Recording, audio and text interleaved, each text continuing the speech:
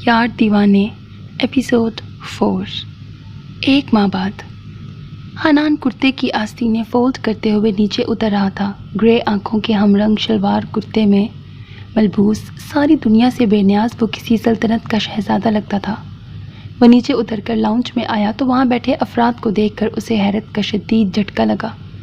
وہاں ایک صوفے پر ماڈرن سے انکل آنٹی کے درمیان ماریا بیٹھی مسکرا رہی تھی۔ دوسرے صوفے پر اس کے اپنے ماں باپ بیٹھے تھے۔ السلام علیکم، اس نے ان سب کو سلام کیا۔ وعلیکم السلام بیٹا، یہ حیدر کی بڑی بہن کے سسرال والے ہیں۔ حنان کے والد نے تعارف کرایا تو اس نے محض سر ہلایا۔ پاپا میں ذرا باہر جا رہا ہوں، تھوڑی دیر میں آ جاؤں گا، اس نے ڈاکٹر عفان کو مخاطب کرتے ہوئے کہا۔ اس سے پہلے کہ وہ کوئی جواب دیتا ماریا کے والد بول پڑے، ارے بیٹا، ہم تو اسپیشلی آپ سے ملنے آئے ہیں اور آپ جا رہے ہیں؟ مجھ سے ملنے؟ پر کیوں؟ اس نے سنجیدگی سے پوچھا۔ ماریا بہت ذکر کرتی ہے آپ کا اور خاصی تعریفیں بھی کرتی ہے، تو ہم نے سوچا آپ سے مل لیں۔ ماریا کے والد شفقت سے بولے۔ حنان کو پتہ نہیں یہاں لکھا ہوا ہے والد، ماریا کے والد شفقت نے کہا۔ اب اس کا نام شفقت ہوگا میرے خیال سے۔ حنان کو سخت کوفت ہونے لگی تھی۔ حیرت ہے، میں تو آپ کی بیٹی کو جانتا تک نہیں، پھر یہ آپ سے میری تعریفیں کیسے کرتی ہیں؟ اس کی بات پر جہاں شفقت صاحب نے پہلو بدلا تھا وہیں ماریا کے چہرے پر سایہ سا لہرایا تھا۔ بابا جان، میں جاؤں؟ ویسے یہ اچھی بات نہیں ہے، ہم مہمان خاص طور پر آپ کے بیٹے سے ملنے آئے ہیں اور آپ کے بیٹے کے لیے ہماری کوئی حیثیت ہی نہیں، ماریا کی والدہ نے ناگواری سے کہا تھا۔ بابا جان، عمر آج بہت دن بعد سب کے ساتھ بیٹھا ہے، میرا جانا ضروری ہے، اس نے ماریا کی والدہ کو اگنور کرتے ہوئے اپنے بابا سے بات جاری رکھی تھی، جس پر ان کو تو آگ ہی لگ گئی تھی۔ خود ماریا کو بھی توہین کا احساس شدت سے ہو رہا تھا۔ ہاں بیٹا، آپ جاؤ، عمر کافی دن بعد صحت یاب ہوا، آپ کو اس کے پاس جانا چاہیے۔ ڈاکٹر عفان نے اجازت دے دی تو وہ مسکرایا۔ خدا حافظ، اس نے لاؤنج میں بیٹھے افراد پر ایک طائرانہ نگاہ ڈالی اور باہر نکل گیا۔ ہم بھی چلتے ہیں اب، اس کے جاتے ہی شفقت صاحب بھی اٹھ کھڑے ہوئے۔ آپ لوگ پہلی بار آئے تھے، کھانا تو کھا کے جاتے، حنان کی والدہ نے اخلاقیات نبھاتے ہوئے پوچھا۔ نہیں، کھانا پھر کبھی کھائیں گے، اگر دوبارہ آنا ہوا تو، ماریا کی امی نے جواب دیا۔ ویسے بھی اب یہاں بیٹھنے کے لیے ماحول سازگار نہیں تھا اور تھوڑی دیر میں وہ لوگ چلے گئے۔ دوسری طرف حنان علی کے گھر آیا تو اس کا موڈ سخت آف تھا۔ وہ سب لوگ علی کے گھر پر ہی جمع تھے۔ کیا بات ہے خان صاحب، بڑے غصے میں لگ رہے ہیں آج تو، علی نے اس کا سرخ ہوتا چہرہ دیکھ کر پوچھا۔ کچھ نہیں، نہیں کچھ تو ہوا ہے، ارسلان نے بھی تائید کی۔ ہاں ہوا ہے، تو یہ بتا حیدر، تیری اس دوست کو چین نہیں ہے، پورے کنبے کے ساتھ میرے گھر پہ آ گئی ہے۔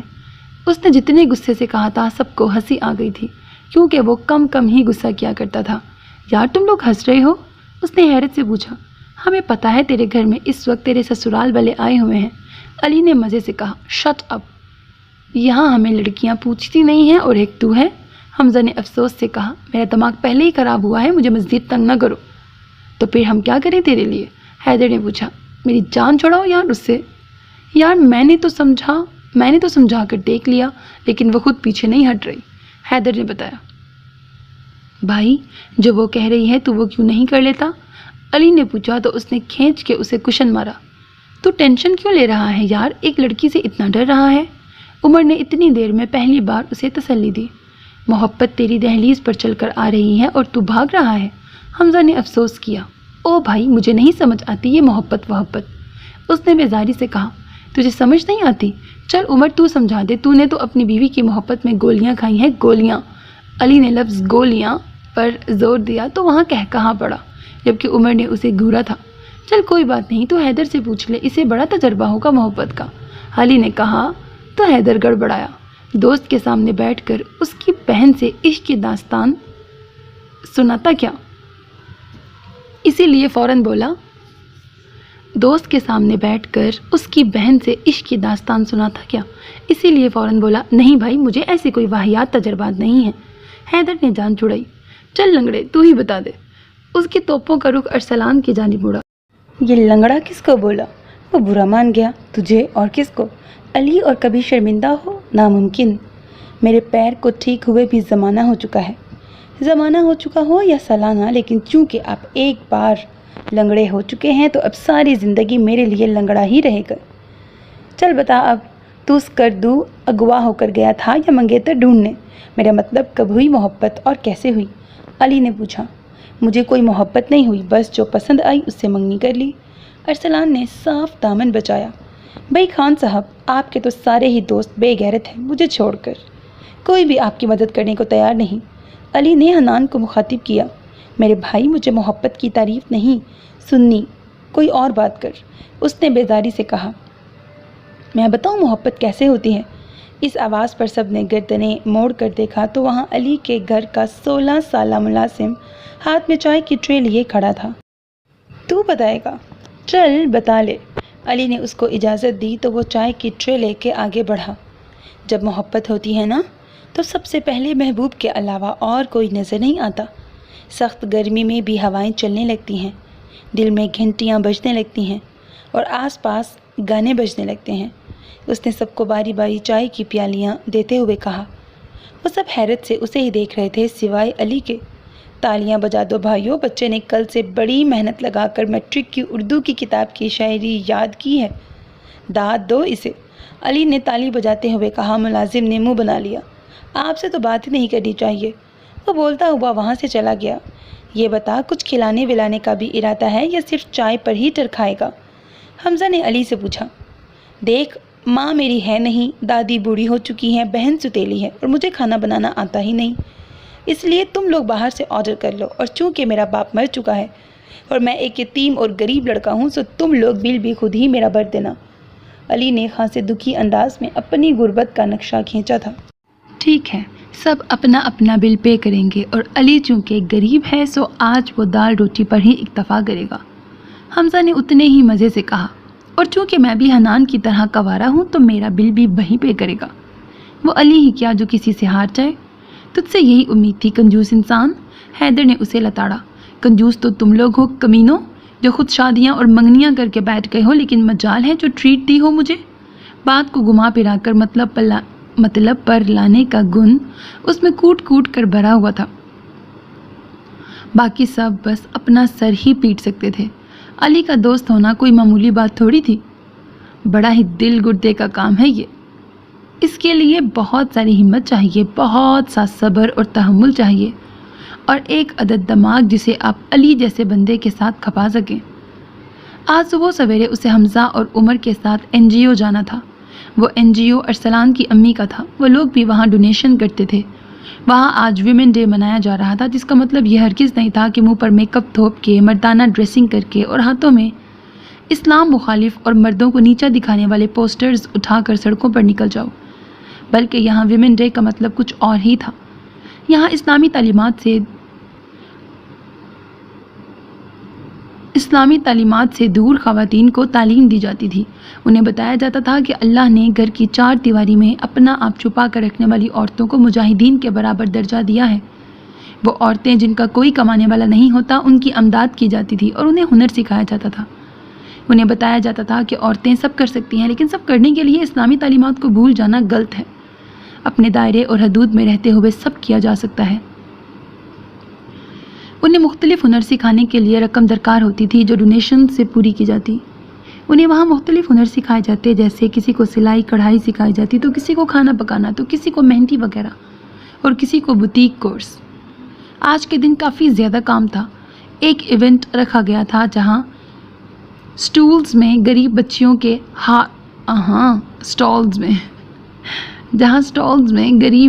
کے ہاتھ کی بنائی ہوئی چیزیں رکھی گئی تھیں۔ ارسلان اور حیدر وہیں پر تھے، انہیں بھی جا کر اپنی طرف سے ڈونیشن کرنی تھی۔ وہ وہیں جانے کے لیے تیار ہو رہا تھا جب اس کی والدہ کمرے میں آئیں۔ کیسا ہے میرا بیٹا؟ انہوں نے حنان سے پوچھا۔ میں ٹھیک ہوں بھی جان، بس جانے کی تیاری کر رہا ہوں، اس نے مسکراتے ہوئے کہا۔ بیٹا یہاں بیٹھو، میں نے ایک بات کرنی ہے تم سے۔ انہوں نے اسے صوفے پر بیٹھنے کا اشارہ کیا تو وہ حیران ہوتا صوفے پر بیٹھا۔ کوئی مسئلہ ہوا ہے کیا؟ اس نے پوچھا۔ بی جان بھی وہیں بیٹھ گئی تھیں۔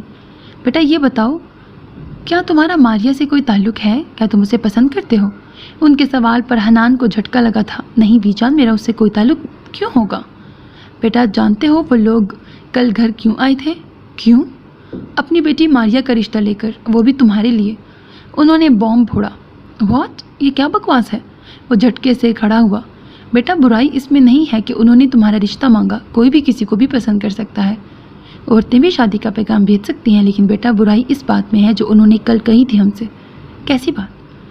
انہوں نے اپنی طرف سے بات کا آغاز کیا کہ ان کو تم اپنی بیٹی کے لیے پسند ہو، اور ہمارے جواب سے پہلے ہی سب خود ہی طے کر لیا کہ وہ تمہاری شادی اپنی بیٹی سے کروا کر تمہیں کیلیفورنیا کا مائیگریشن دے کر ہمیشہ ہمیشہ کے لیے وہیں بھیج دیں گے، کیونکہ ان کی بیٹی اتنے سارے لوگوں کے ساتھ نہیں رہ سکتی، اور دوسرا یہ کہ اسے پاکستان بھی پسند نہیں۔ ہم نے خود سے کوئی جواب نہیں دیا کہ کیا پتہ تم اسے پسند کرتے ہو۔ نہیں بی جان، ایسا ہرگز نہیں ہے۔ آپ کو لگتا ہے کہ آپ کے بیٹے کی پسند ایسی ہوگی؟ آپ بابا جان سے کہیں کہ فوراً انہیں انکار کریں بس۔ ٹھیک ہے بیٹا، اللہ تمہیں خوش رکھے۔ وہ اس کے ماتھے پر بوسہ دیتی ہوئی باہر نکل گئیں۔ ان کے جاتے ہی حنان نے ماریا کا نمبر نکالا اور اسے کال ملائی۔ ایک ہی بیل پر فون اٹھا لیا گیا۔ بھائی، آج تو بڑے بڑے لوگ ہمیں یاد کر رہے ہیں۔ اس کی شوق آواز پر حنان کا خون مزید کھولا۔ تمہاری ہمت کیسے ہوئی میرے گھر آ کر میرے ماں باپ سے ایسی گھٹیا بات کرنے کی؟ اس نے ایک ایک لفظ چبا چبا کر کہا تھا۔ اتنا غصہ کیوں کر رہے ہو؟ تم نے ہی کہا تھا نا کہ میں بنا کسی تعلق کے تمہیں فون نہیں کر سکتی، تو بس اسی لیے میں نے سوچا کہ میں جسٹ شٹ اپ۔ وہ حلق کے بل چیخا تھا۔ ماریا کو سانپ سونگھ گیا۔ تمہاری اتنی اوقات نہیں ہے کہ تم حنان خان کی زندگی میں شامل ہو۔ آج تک میں تمہیں تمیز سے سمجھاتا آیا تھا، لیکن نہیں، تم عورتوں کی اس کماش سے تعلق رکھتی ہو جنہیں تمیز کی زبان راست نہیں آتی۔ میں نے تمہیں کہا تھا کہ میرا پیچھا چھوڑ دو، میں تم میں انٹرسٹڈ نہیں ہوں۔ کیوں سمجھ نہیں آتی تمہیں؟ تمہاری جیسی لڑکیوں پر میں تھوکنا بھی پسند نہیں کرتا۔ تمہیں کیا لگتا تھا کہ مائیگریشن کا لالچ دے کر تم مجھے خرید لوگی؟ مس ماریا شفقت، پہلے میں تمہیں ناپسند کرتا تھا، لیکن تمہاری اس نیچ حرکت کے بعد میں تم سے نفرت کرنے لگا ہوں۔ I just hate you. Hanan غصے میں آپے سے باہر ہو گیا تھا۔ وہ تمیز لحاظ سب بھول گیا تھا۔ اس نے پہلی بار کسی لڑکی سے اس لہجے میں بات کی تھی۔ سب کچھ کہنے کے بعد اس نے فون کاٹ دیا۔ اس کا دماغ گھما کے رکھ دیا تھا اس نے۔ وہ شدید غصے سے گھر سے نکلا اور سامنے کھڑی حمزہ کی گاڑی کا دروازہ کھول کر بیٹھ گیا، جو اسی کے انتظار میں وہاں کھڑا تھا۔ اسے زور سے گاڑی کا دروازہ بند کرتے دیکھ آپس میں محو گفتگو عمر اور حمزہ نے چونک کر اسے دیکھا۔ کیا ہوا ہے بھائی، گھر سے مار کھا کے آیا ہے کیا؟ حمزہ نے پوچھا۔ نہیں۔ پھر کیا ہوا ہے، موڈ کیوں آف ہے؟ عمر نے پوچھا۔ کچھ نہیں ہوا، تم لوگ چلو، اس نے بیزاری سے کہا تو دونوں حیران ہوئے۔ کل رات جب وہ علی کے گھر سے واپس گیا تھا تو بالکل ٹھیک ٹھاک تھا، پھر ابھی کیا ہو گیا؟ ٹھیک ہے، حمزہ نے کندھے اچکاتے ہوئے کہا اور گاڑی آگے بڑھا دی۔ وہاں پہنچ کر انہوں نے ارسلان کی امی کی مدد کی۔ جتنے بھی سٹالز وہاں پہ لگ رہے تھے ان کی ڈیکوریشن میں مدد کروائی، مہمان خصوصی کے لیے کرسیاں لگوائیں، اور جب تمام کام مکمل ہو گیا تو سب باہر آ گئے، کیونکہ فنکشن عورتوں کا تھا اور مردوں کی وہاں کوئی ضرورت نہیں تھی۔ وہ لوگ این جی او کی عمارت سے منسلک باغ میں آ گئے۔ یہاں اچھی خاصی رونق لگی ہوئی تھی۔ کیا خیال ہے، اب گھر چلیں؟ حیدر نے پوچھا۔ ہاں چلتے ہیں۔ اوہ نہیں یار، میرا والیٹ تو اندر رہ گیا، ارسلان نے جیبوں میں ہاتھ مارتے ہوئے کہا۔ جا لے کر آ جلدی، حمزہ نے کہا تو وہ حیدر کو اپنے ساتھ گھسیٹتے ہوئے اندر چلا گیا۔ عمر فون پر کسی سے بات کرنے چلا گیا، جبکہ حمزہ وہاں لگے خوبصورت پودوں کے ساتھ سیلفیاں لینے لگا۔ حنان اکیلا ہی کھڑا تھا جب اس کی نظریں یہاں وہاں بھٹکتی ہوئی ایک منظر پہ ٹھہر گئیں۔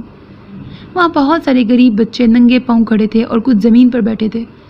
وہ سب میلے کچیلے ہو رہے تھے۔ قریب ہی ایک 19-20 سالہ لڑکی کھڑی تھی، سفید چوڑی دار پاجامے کے ساتھ سفید گھیڑ دار فراک پہنے، دونوں کلائیوں میں بھر بھر کر سفید کانچ کی چوڑیاں اور سوٹ کا ہم رنگ دوپٹہ کندھے پر ڈالے۔ وہ وہاں موجود ہر آنکھ کا مرکز تھی، نیلی آنکھیں اور شہد رنگ لمبے بال۔ وہ یقیناً کوئی فارنر تھی جو یہاں ویمن ڈے اٹینڈ کرنے کے لیے پاکستانی لباس زیب تن کیے ہوئے تھی۔ اس کے ہاتھ میں ایک ہینڈی کیم تھا جس سے وہ ان بچوں کی ویڈیو بنا رہی تھی۔ حنان کو شدید غصہ آیا۔ وہ بلا ارادہ ہی اس لڑکی کے پاس گیا، لیکن وہاں پہنچ کر اسے حیرت ہوئی کہ وہ فارنر لڑکی اردو زبان میں بچوں سے بات کر رہی تھی۔ محترمہ، یہ کیا کر رہی ہیں آپ؟ حنان نے اسے اردو میں مخاطب کیا۔ اس نے سر اٹھا کر دیکھا۔ بچوں کی تصاویر بنا رہی ہوں، پھر اخبار میں اپنے کالم کے ساتھ دوں گی، اس نے مزے سے بتایا تو حنان کا غصہ 7ویں آسمان پہ پہنچ گیا۔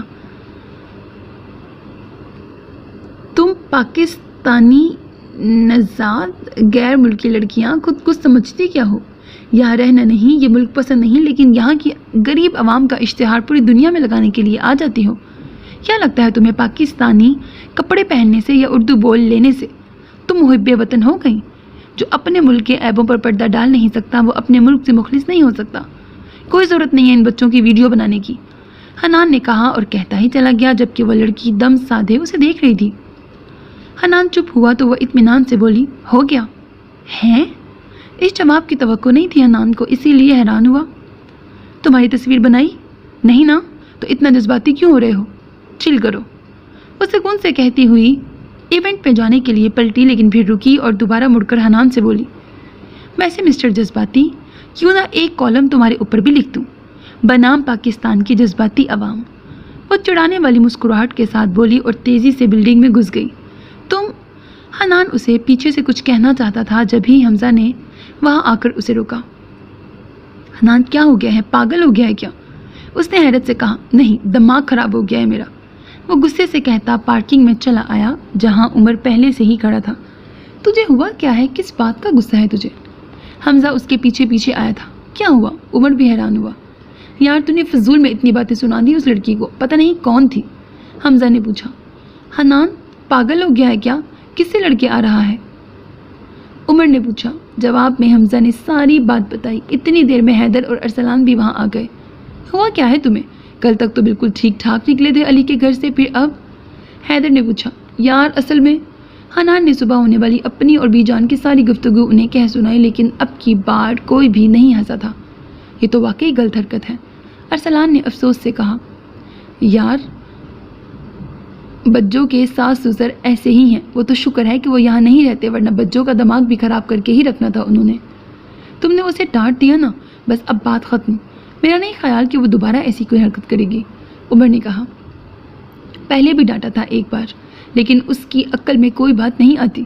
حنان کا غصہ کم ہونے میں نہیں آ رہا تھا۔ چل یار، تو ایک لڑکی سے ڈر گیا، دفع کر اسے، دوبارہ ایسے نہیں کرے گی، حمزہ نے کہا۔ میں کسی سے نہیں ڈرا۔ صحیح بات ہے، ایسے کسی کے پیچھے ہاتھ دھو کر نہیں پڑ جانا چاہیے، حیدر نے بھی تائید کی۔ وہ سب تو ٹھیک ہے، لیکن یہ بتا اس لڑکی کا کیا قصور تھا جسے تو اندر اتنی سنا کے آیا ہے؟ جانتا ہے وہ امی کی کلائنٹ ہے، ارسلان نے کہا۔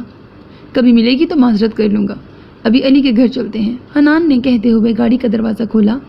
ویسے علی کمینے کی کمی بڑی محسوس ہو رہی ہے، وہ صبح ایئرپورٹ گیا تھا اپنی بہن کو لینے، اسی لیے نہیں آیا، اب لمبی تانے سو رہا ہوگا، حیدر نے ہنستے ہوئے کہا اور سبھی گاڑی میں بیٹھ گئے۔ دوبارہ ملے گی تو معذرت کر لوں گا، یہ جملہ بولتے ہوئے حنان نے یہی سوچا تھا کہ کون سا دوبارہ اس لڑکی سے سامنا ہوگا، لیکن اسے نہیں معلوم تھا کہ تقدیر نے اس کے لیے کیا سوچ رکھا ہے۔ ہاں تو میری 3 عدد بھابھیوں، روشن، آرا اور تم چڑیل، علی نے آخری لفظ شفا کی طرف اشارہ کرتے ہوئے کہا۔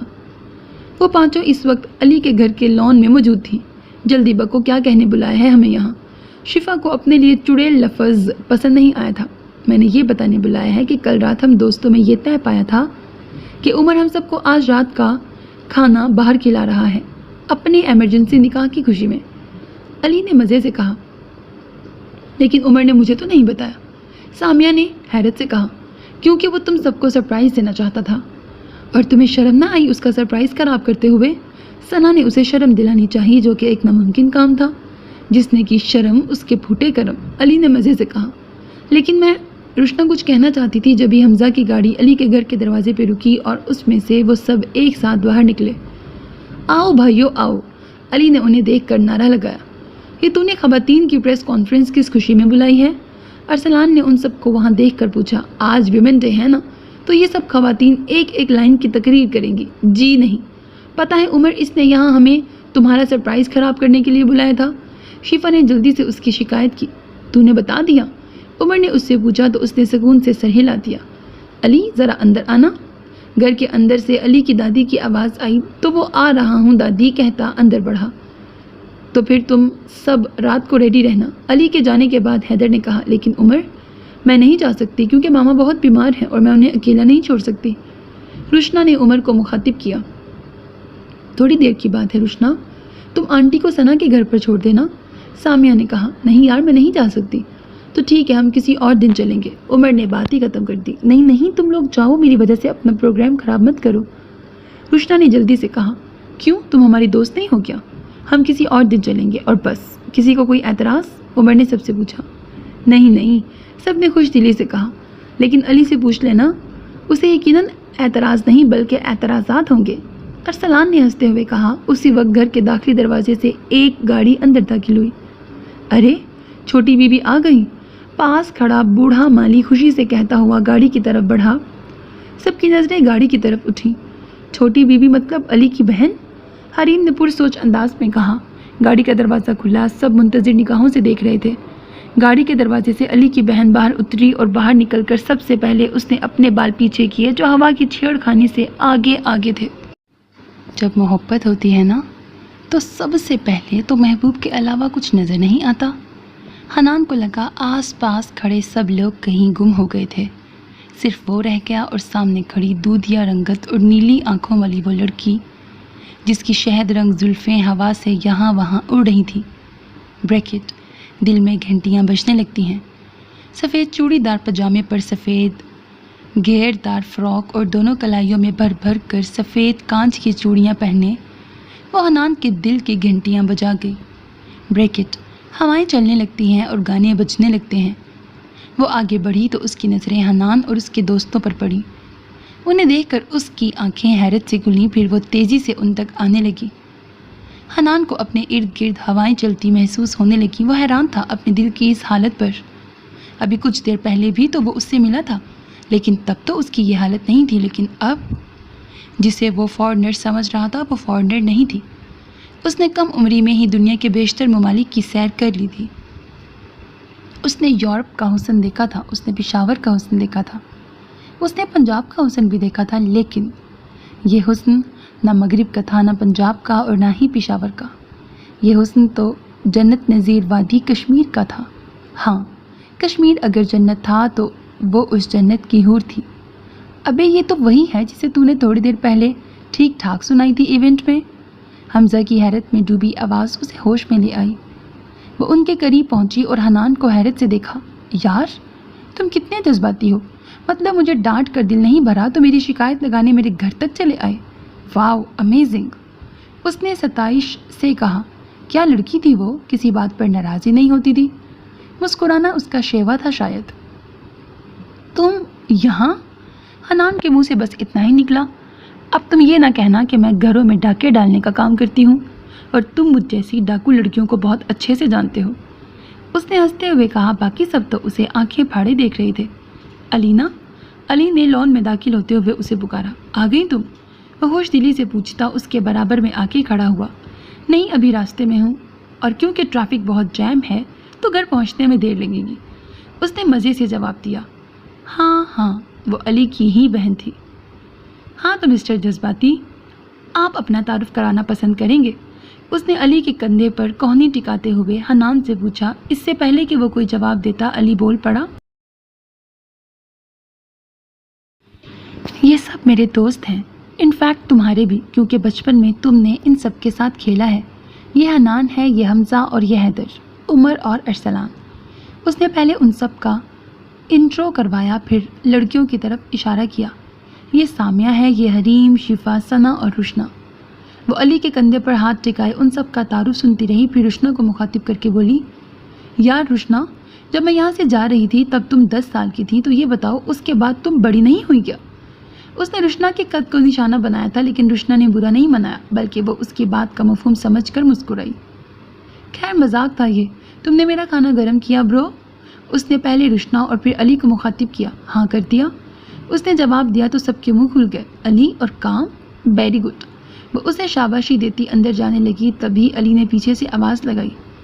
2 گھنٹے پہلے گرم کیا تھا اپنے لیے، ساتھ تمہارا بھی کر دیا تھا، تم نہیں تھی تو پھر فریج میں رکھ دیا، نکال کر گرم کر کے کھا لینا، علی نے شرارت سے کہا تو وہ پلٹی۔ نیلی آنکھوں میں شرارتی سی چمک تھی، بالکل ویسی ہی جیسے علی کی آنکھوں میں ابھرتی تھی۔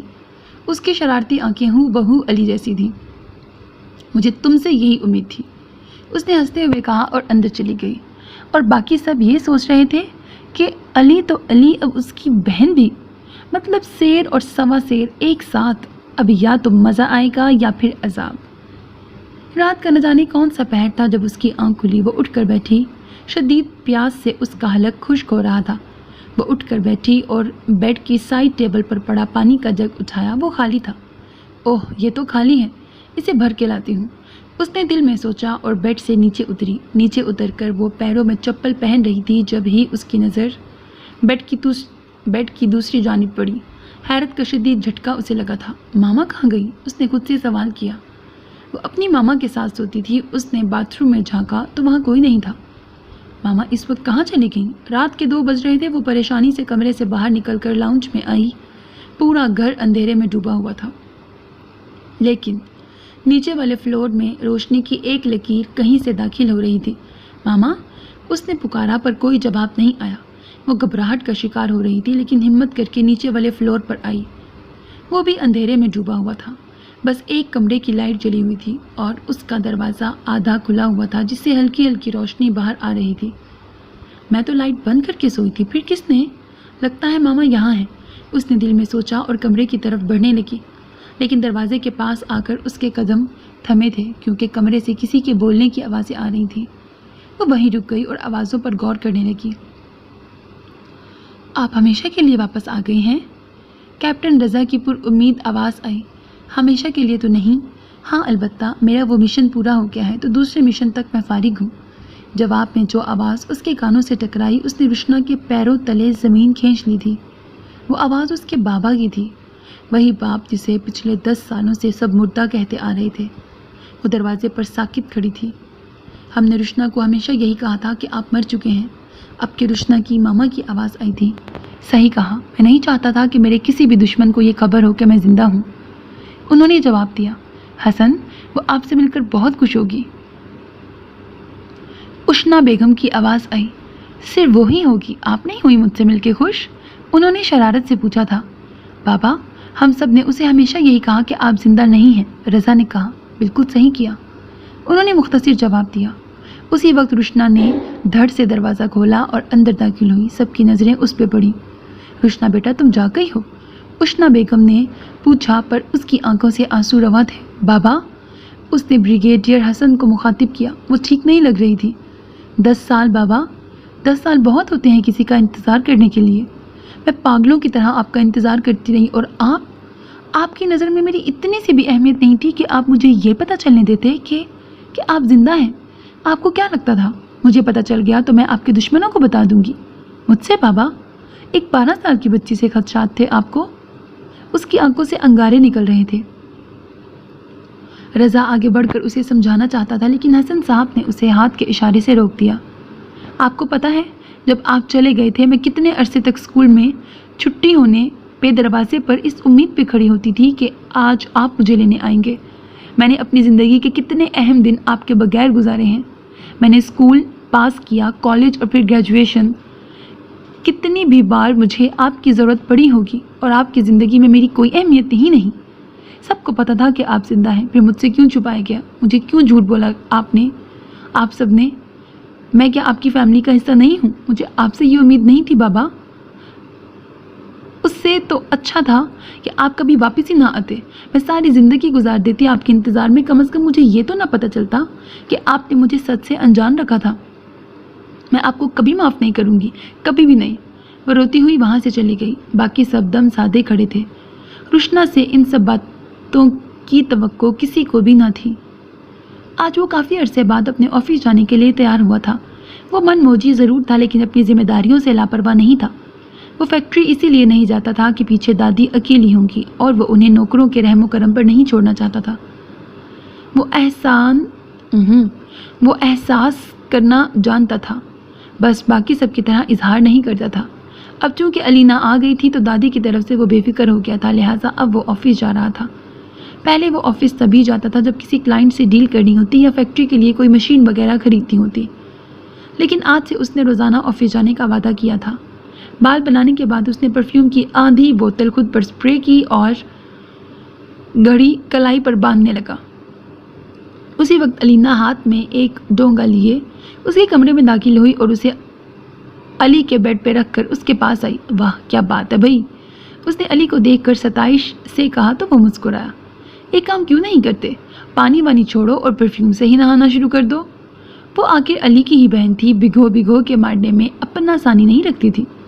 کل اوپر والی ٹینکی میں بھروا دوں گا۔ مقابل بھی پھر علی تھا۔ ویسے اتنا چنگھاڑتا ہوا پرفیوم مار کر گھر سے نہیں نکلنا چاہیے۔ چڑیلیں عاشق ہو جاتی ہیں، علینا نے اسے ڈرانا چاہا۔ انسان کی بچیاں تو عاشق ہوئی نہیں، چڑیلیں کیا خاک ہوں گی؟ علی نے دکھ سے ہنکارا بھرا۔ ہاں تو ایسی شکلوں پر چڑیلیں ہی عاشق ہوتی ہیں، انسان کی بچیاں اندھی تھوڑی ہیں۔ آج علی کو پتہ چل رہا تھا کہ اپنے ہی جیسے انسان کو ہرانا کتنا مشکل ہوتا ہے۔ اچھا دیکھو، میں نے تمہارے لیے سوئیاں بنائی ہیں، تمہیں پسند ہے نا؟ گرم ہے، آؤ جلدی سے کھا لو۔ وہ کہہ کر ڈونگے کے پاس گئی اور اس پر سے ڈھکن ہٹا کر اس میں سے ایک پلیٹ میں علی کے لیے سوئیاں نکالنے لگی۔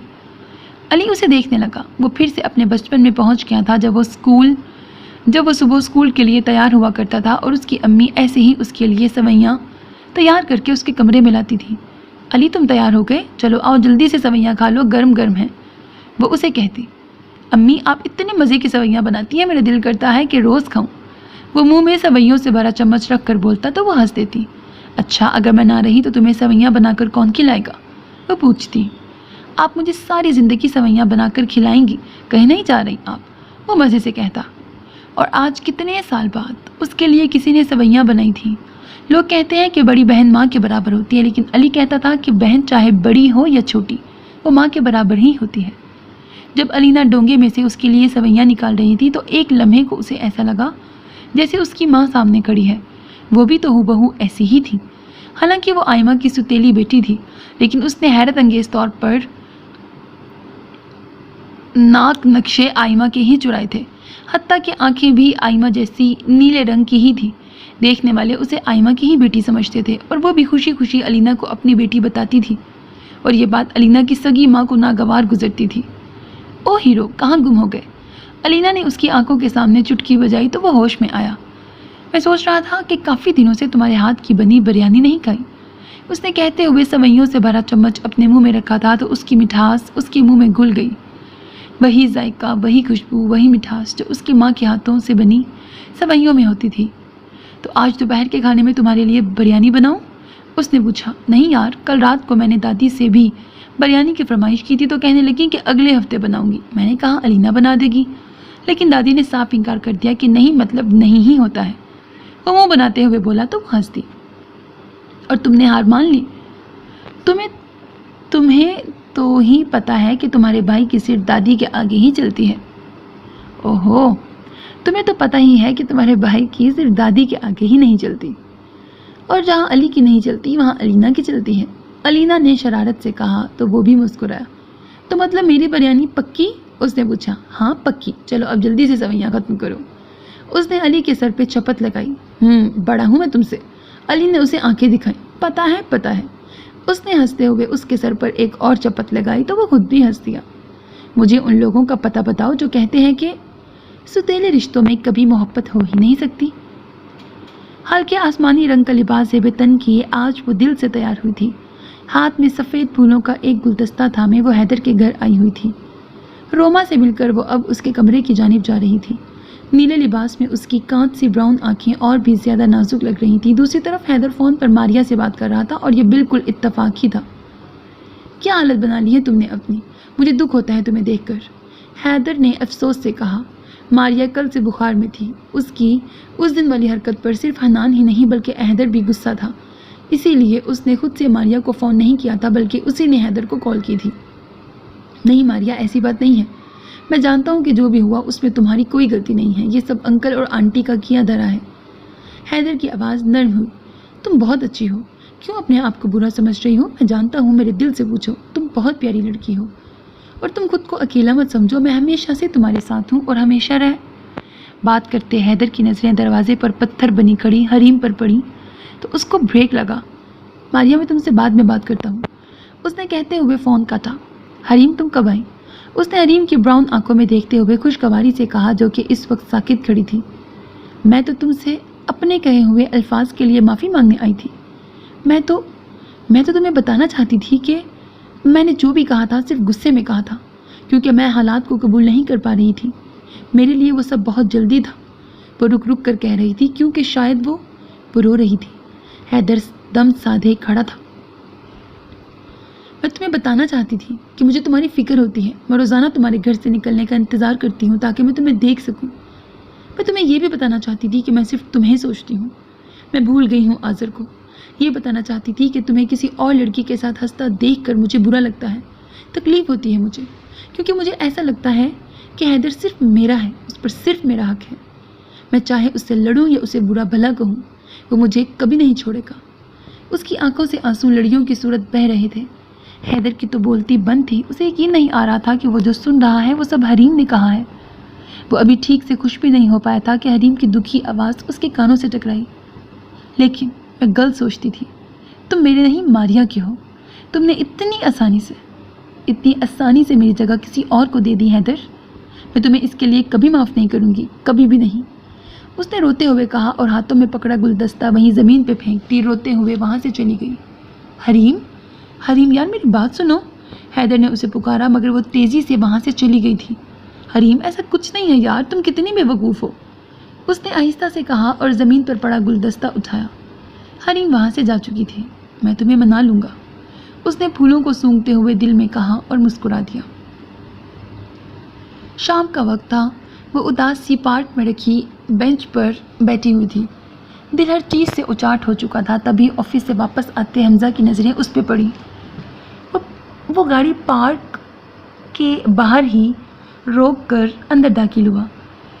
بہت سے بچے وہاں کھیل رہے تھے. بلیک پینٹ پر ڈارک براؤن شرٹ پہنے براؤن کانچ سی آنکھوں والا وہ مرد ہر نگاہ کا مرکز تھا. روشنا یہاں کیا کر رہی ہو؟ اس کی بینچ کے پاس پہنچ کر حمزہ نے اسے مخاطب کیا تو اس نے سرخ آنکھیں اٹھا کر اسے دیکھا. کیا ہوا ہے, تم رو کیوں رہی ہو؟ وہ پریشان ہو گیا. کچھ نہیں ہوا, تم یہاں سے جاؤ اور مجھے اکیلا چھوڑ دو, اس نے رخ موڑتے ہوئے کہا. تمہارے بابا واپس آ گئے ہیں, تمہیں تو خوش ہونا چاہیے اور تم رو رہی ہو, اس نے کہا. سبھی کو خبر ہو چکی تھی بریگیڈیئر حسن واپس آ گئے تھے. نہیں ہوں میں خوش, اس نے غصے سے کہا تو وہ حیران ہوا. پر کیوں؟ کیونکہ اس نے کل رات والی ساری باتیں حمزہ کو بتا دی. تم نے آدھی ادھوری بات سنی اور اپنے بابا کو اتنا سب کچھ کہہ دیا, حمزہ نے افسوس سے کہا تو وہ ساکت ہوئی.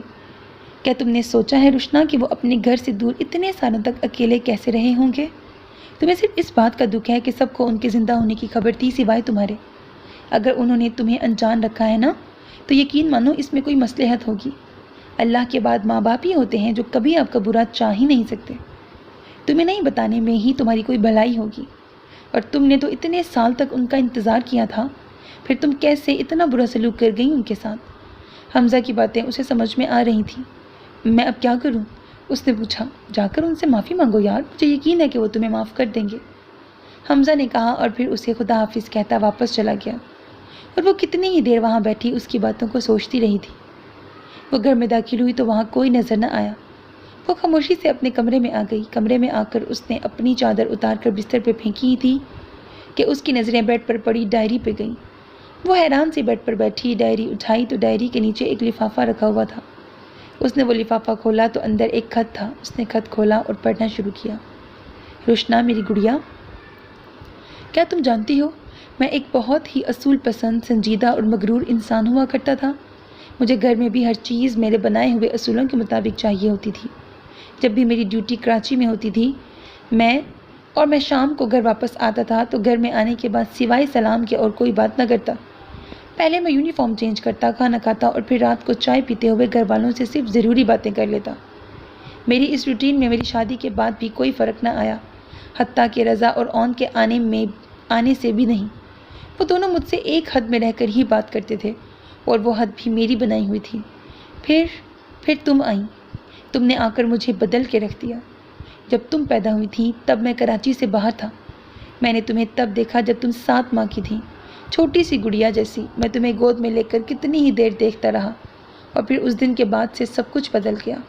میں جو کم بات کرتا تھا تمہارے ساتھ ہر وقت بولتا رہتا. میں نماز پڑھتا تو تم میری پیٹھ پر چڑھ کر بیٹھ جاتی. میں آتا تو تم اپنے واکر پر میرا انتظار کرتی ہوتی تھیں. میں جیسے ہی گھر پہنچتا تو تم مجھے دیکھ کر خوشی سے چہکنے لگتی, اور میں جو کبھی اپنے اصولوں پر سمجھوتا نہیں کرتا تھا تمہارے سامنے سارے اصول مجھے بھول جاتے تھے. میں انہی کپڑوں میں تمہارے پاس آتا اور تمہیں گود میں اٹھا کر پیار کرتا, تو کبھی کندھے پر بٹھا لیتا, تمہیں اپنی گود میں بٹھا کر کھانا کھلاتا. کبھی فرش پر لیٹ جاتا اور تم اپنے ننھے ننھے ہاتھوں سے میرے سر کی مالش کرتی۔ میں جو تمہاری ماں سے بھی کم بات کیا کرتا، تمہارے آنے کے بعد مجھے احساس ہوا کہ جو رویہ میں نے تمہاری ماں کے ساتھ رکھا ہوا ہے، اگر کل کو کوئی تمہارے ساتھ بھی ویسا ہی رویہ رکھے تو کیا میں برداشت کر پاؤں گا؟ اشنا بھی تو کسی کی بیٹی ہے، اور اس دن میں نے اپنے رویے کو تبدیل کر لیا۔ میں اس کے ساتھ ہنستا بھی تھا اور باقی دونوں کے ساتھ کھیلتا بھی تھا۔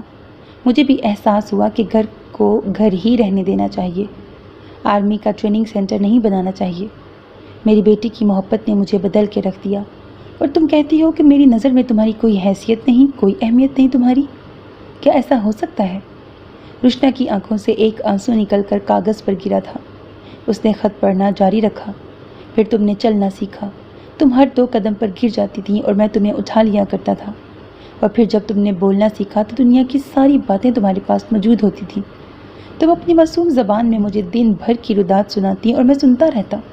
مجھے آج بھی یاد ہے وہ دن جب تم پہلی بار اسکول گئی تھی۔ تم کلاس کی کھڑکی سے مجھے ہاتھ ہلاتے ہلاتے رو پڑی تھیں، اور میں اور اشنا ہنستے ہوئے تمہیں تسلی دے رہے تھے۔ اور پھر میری زندگی میں وہ وقت آیا جب وطن کو میری ضرورت تھی۔ تب تم 12 سال کی تھی۔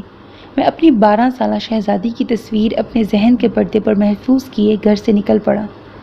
اون اور رضا تو کیڈٹ اکیڈمی میں محفوظ تھے، پر مجھے تمہاری فکر رہتی تھی۔ کوئی میرے ارادے کمزور کرنے کے لیے تمہیں نقصان پہنچائے، یہ میں نہیں چاہتا تھا۔ اسی لیے میں نے یہاں مشہور کروا دیا کہ میں مر گیا ہوں، تاکہ اگر میرا کوئی دشمن ہو تو وہ یہی سمجھے کہ میں مر چکا ہوں اور تمہیں کوئی نقصان نہ پہنچا دے۔ رہی بات یہ کہ باقی سب کو کیسے پتہ چلا، تو بیٹا اون اور رضا تو آرمی میں ہے، انہیں میرے بارے میں پتہ چل ہی جانا تھا۔ اور تمہاری ماں، میری بیٹی، تمہاری ماں بھی تمہاری ہی طرح انجان تھی۔ کاش کہ کل رات تم پوری بات سن لیتی۔ تمہیں لگتا ہے کہ میں تمہیں بھول گیا؟ بھلا کوئی سانس لینا بھی بھول سکتا ہے کیا؟ میں نے 10 سال دیار غیر میں گزارے ہیں بیٹا۔ تم نے یہاں ایک آزاد زندگی گزاری ہے، لیکن میرے سر پر پل پل پکڑے جانے اور گرفتار ہو جانے کا ڈر رہتا تھا۔ میں مر جاؤں پرواہ نہیں، لیکن کوئی مجھ سے میرے ملک کے راز لے لے، یہ مجھے گوارا نہیں۔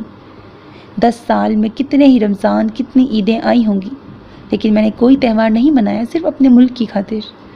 میرے ذہن میں تمہاری بس ایک ہی تصویر تھی، جسے یاد کرتے ہوئے میں یہ سوچتا تھا کہ اب تم اتنی بڑی ہو گئی ہوگی، اور اب اتنی۔ اس سال تم نے اسکول پاس کر لیا ہوگا، اور اس سال گریجویشن۔ کبھی سوچتا کہ تم بڑی ہو کر اپنی دادی جیسی ہوگی، تو کبھی لگتا کہ تم بالکل اپنی ماں کی ہمشکل ہوگی۔ بس ایک شبیہ تھی ذہن میں تمہاری، اسی کے سہارے 10 سال گزار دیے۔ اور جب میں گھر واپس آ رہا تھا تب اتنا خوش تھا کہ تم سوچ بھی نہیں سکتی۔ اپنی گڑیا، اپنی شہزادی اور اپنی لاڈلی بیٹی سے ملنے کی خوشی نے مجھے پھر سے جوان کر دیا تھا، لیکن مجھے نہیں پتا تھا کہ تم مجھ سے اتنی بدگمان ہوگی۔ میری بچی، اگر تمہارے باپ سے کہیں کوئی غلطی ہوئی ہے تو اسے معاف کر دینا۔ فقط تمہارا کم نصیب باپ۔ کب لوٹ کے آؤں، تیرا پیار میں پاؤں۔ راواں تک دیاں اکھاں۔ رشنا نے روتے ہوئے خط بند کیا اور ڈائری اٹھائی۔ ڈائری کے ہر صفحے پر رشنا کی تصاویر چسپاں تھیں۔ کسی میں وہ 2 دن کی تھی، کسی تصویر میں وہ ان کی گود میں تھی، کہیں وہ اسے کھانا کھلا رہے تھے، کہیں وہ ان کے کندھے پہ چڑھی ہوئی تھی۔ وہ اٹھی اور دوڑتے ہوئے نیچے والے فلور پر ان کے کمرے میں گئی، لیکن کمرہ خالی تھا۔ کہیں پاپا واپس تو نہیں چلے گئے؟ دل میں واہ میں سر اٹھانے لگے۔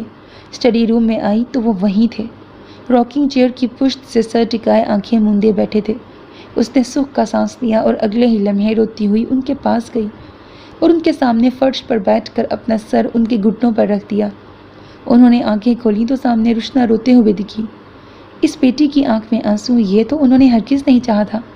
انہوں نے رشنا کے سر پہ ہاتھ رکھا اور اسے پکارا، رشنا۔